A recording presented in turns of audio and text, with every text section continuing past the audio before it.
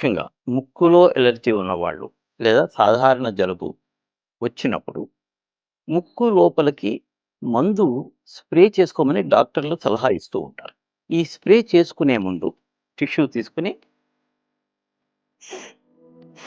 అంతే.